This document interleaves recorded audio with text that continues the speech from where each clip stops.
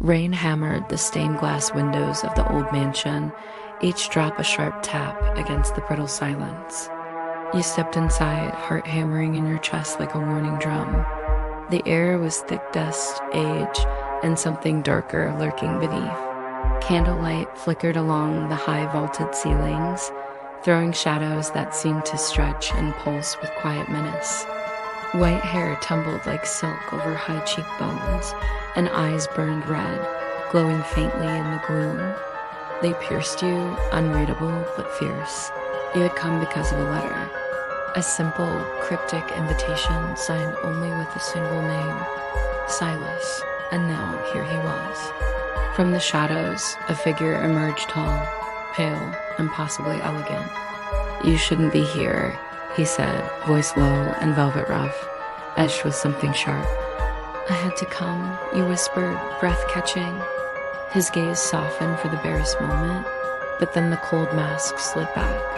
"Curiosity kills," Silas murmured. "And you're playing with fire." His fingertips brushed a stray lock of your hair, cold, yet oddly gentle. The room seemed to hold its breath. "It's why you were drawn here, why you had to come." You shivered but didn't pull away when he stepped closer.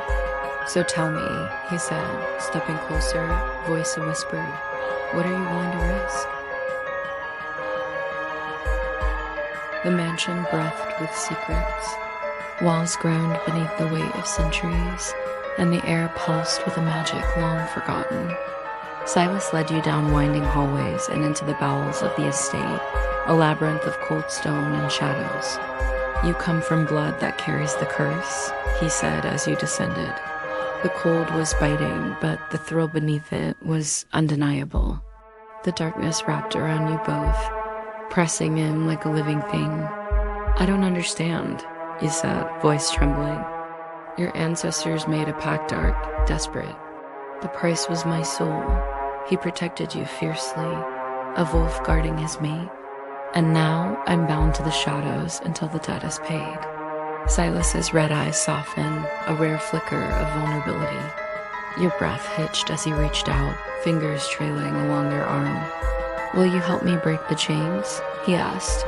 "Or will you run?" You swallowed hard, the weight of your decision settling like a stone. "I'm not running," you said firmly. Enemies lurked, dark figures from the Syndicate who wanted Silas's power for their own. The night they attacked, your heart nearly stopped.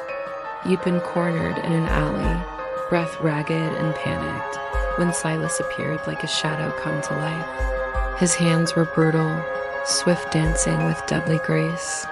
You felt Silas's breath against your neck, deep, steady, breathy, and your own pulse quickened. Later, in the sanctuary beneath the city, you both collapsed against cold stone walls, breathing heavy, bodies trembling, not just from fear, but something darker, deeper. Silas looked at you, eyes burning. "I don't want you to be afraid of me," he said, voice thick. You met his gaze, breath uneven. "I'm not." He leaned forward slowly, lips brushing the shell of your ear. "You don't know what you're asking," he whispered. "To be mine is to live in shadows." You pressed into him, wanting the darkness and the light. In the catacombs beneath the mansion, the ritual began. Candles flickered as you joined hands, the air electric with power and promise. He whispered incantations, voice rough and urgent. His hand slid to your thigh, firm and possessive. Your breath hitched, mingling with his. The magic surged through you, pain and pleasure twisting together, ancient and raw. Silas's lips found yours, fierce and demanding. The world narrowed until only your shared breath, and the pounding of your hearts remained. The curse shattered beneath the blood-red eclipse, leaving you both trembling, changed. Silas's eyes lost their crimson glow, but the hunger remained a shadow beneath the surface. The city outside moaned beneath the rising dawn, but inside the mansion, two souls bound by darkness and desire claimed their forever.